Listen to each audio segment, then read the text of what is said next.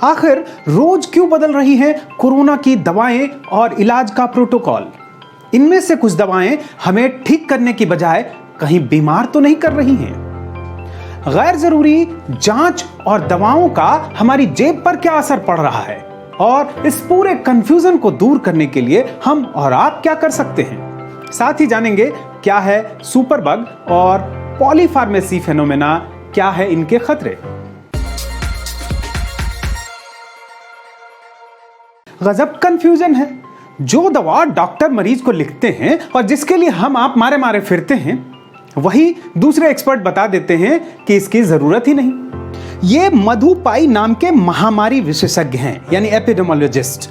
इन्होंने जो लिस्ट दी है उसमें आइवरमेक्टिन से लेकर 2DG तक सारी दवाओं के नाम हैं और कह रहे हैं कि कोविड-19 में इन दवाओं का असर प्रमाणित नहीं है और इनके आम इस्तेमाल की इजाजत नहीं दी जाती। इसी तरह लगातार आ रहे ट्रायल्स में एक के बाद एक दवाओं के असर पर सवाल ही उठ रहे हैं। अभी दुनिया के सबसे प्रतिष्ठित हेल्थ जर्नल में गिने जाने वाले ब्रिटिश मेडिकल जर्नल में कई बड़े डॉक्टरों ने साफ लिखा है कि भारत में ये जो साधारण लक्षण वाले कोविड मरीज होते हैं, इन पर भी इतनी सारी दवाएं और इतने सारे जांच एक साथ कर दिए जाते हैं जिससे कि मरीज पर भी बहुत बोझ पड़ता है और साथ ही साइड इफेक्ट का भी काफी खतरा रहता है। ये सच है कि कोरोना पॉजिटिव पाए जाते ही, चाहे उनमें बेहद माइल्ड लक्षण पाए जा रहे हैं, बहुत साधारण लक्षण, फिर भी डॉक्टर उन्हें 7-8 तरह की दवाइयां तो लिख ही देते हैं। यहां तक कि कोरोना से बचने के लिए लोग 5-6 तरह की दवाइयां खा रहे हैं। भले ही मरीज में कोई लक्षण नहीं दिखे, लेकिन आइवरमेक्टिन, डॉक्सीसाइक्लिन, एजिथ्रोमाइसिन, फेविपिराविर ऐसी सारी दवाएं एक साथ लिख दी जा रही हैं, जबकि इनका मरीजों पर बहुत गंभीर साइड इफेक्ट हो सकता है। अब जो ये ब्लैक फंगस के इतने जानलेवा मामले आ रहे हैं, उनमें तो ये दवाइयां ही सबसे बड़ी वजह बन रही हैं। ऐसे ही मरीज के आते ही सीटी स्कैन से लेकर complete haemogram, C reactive protein, D dimer, LDH, IL-6 और न जाने कितनी तरह की जांचें करवा लेते हैं। ये इलाज को जो बीमारी लगी है, अब चलते हैं उसकी जड़ में। दरअसल ये ओवर मेडिकेशन की हमारी जो समस्या है, ये बहुत पुरानी और बहुत गहरी जमी हुई है। हमारे यहाँ तो हालत ये है कि लोगों को थोड़ी बहुत दस्त होते ही सीधा सिप्रोफ्लोक्सासिन, कफ होते ही ओफ्लोक्सासिन, साधारण जुकाम होते ही एजिथ्रोमाइसिन और ऐसी ही दूसरी जो एंटीबायोटिक दवाएं हैं सीधा केमिस्ट की दुकान से लेकर और खाने लगते हैं। और यह एंटीबायोटिक का हमारा बेतहाशा इस्तेमाल, इसका नतीजा यह है कि कोरोना के पहले से ही भारत में सुपर बग का खतरा पैदा हो गया।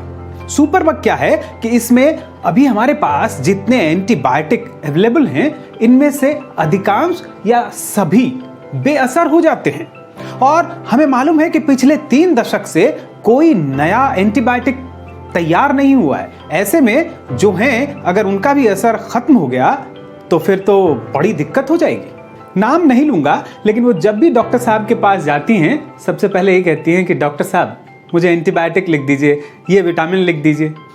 और गाँव में या छोटे शहरों में तो ये अघोषित नियम ही है, अगर कोई गंभीर समस्या लेकर डॉक्टर के पास या अस्पताल में पहुंचा तो सबसे पहले उसे 2-4 बोतल पानी यानी कि IV फ्लूइड चढ़ा दो, वरना मरीज और उसके तीमारदार, उसके परिवार वाले ही संतुष्ट नहीं होते, उन्हें लगता ही नहीं है कि इलाज हुआ। कई बार ये अनावश्यक दवाएं लिखे जाने के लिए मरीज और उनके परिवार वाले भी दोषी होते हैं। हमें हमेशा लगता है कि दवा तुरंत और काफी असर करे, ऐसी दवा दी जाती है तो हमें डॉक्टर पे भरोसा बढ़ जाता है, वरना दूसरे डॉक्टर के पास चले जाते हैं। ऐसे में डॉक्टर को भी यही लगता है कि वो न्यूनतम जो मात्रा हो दवा की वो देने की बजाय जल्दी से जल्दी असर करने पर जोर देता है और उसके पास इतना समय भी नहीं होता कि वो दवाओं के साइड इफेक्ट के बारे में या उनके जो एडिक्शन वाला जो उसका स्वभाव है उसके बारे में बताने पर ज्यादा जोर दे। यानी ये बात तो सच है कि इलाज के नाम पर हमारी जेब तराशी जा रही है। डॉक्टरों का जांच से लेकर दवा तक पर मोटा कमीशन होता है। कई डॉक्टर अनजाने में भी हमारा नुकसान कर रहे हैं। लेकिन इन सब का यह मतलब नहीं है कि हम खुद से अपना इलाज करने लगें या फिर डॉक्टरों के बताए इलाज से पूरी तरह से सिरे से इनकार कर दें। हाँ, आप सजग रहकर काफी बदलाव ला सकते हैं।